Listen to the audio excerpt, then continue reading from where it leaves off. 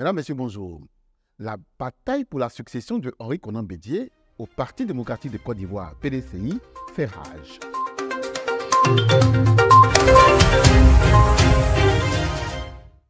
Cette semaine a été marquée par des bouleversements importants intervenus au Parti démocratique de Côte d'Ivoire, PDCI, qui prépare activement son 8e congrès extraordinaire. Toujours au plan politique, le président de la République, Alassane Ouattara, a présidé un conseil des ministres le 6 décembre dernier.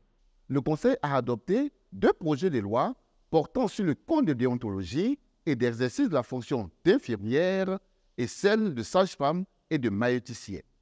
Le conseil a en outre adopté un décret octroyant le droit exclusif à la LONASI d'organiser et d'exploiter les jeux de hasard sur le réseau physique et un segment du réseau virtuel. L'organisation et l'exploitation des jeux concédés sont donc interdits à tout opérateur économique autre que la LONASI sur toute l'étendue du territoire national.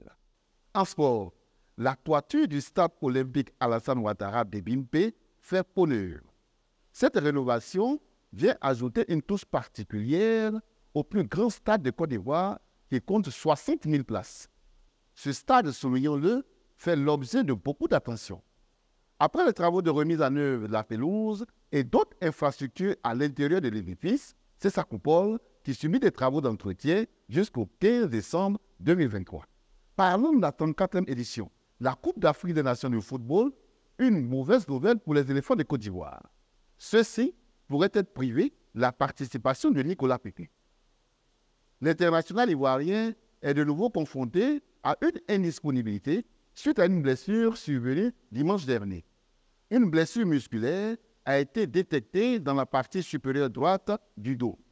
Le traitement de Nicolas Pepe a été entamé, mais cette blessure risque de le priver la possibilité de jouer avant l'annonce de la liste de Jean Légacé pour la Coupe d'Afrique des Nations de football de Côte d'Ivoire, attendue au plus tard le 5 janvier 2024. À l'international, on note la dissolution du G5 Sahel. Après le Mali, en mai 2022, le Niger et le Burkina Faso ont à leur tour annoncé quitter la coalition régionale. La Mauritanie et le Tchad ont pris acte de la dissolution du G5 Sahel.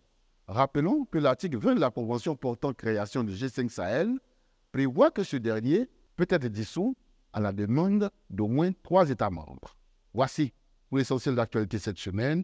Merci de nous suivre sur les news.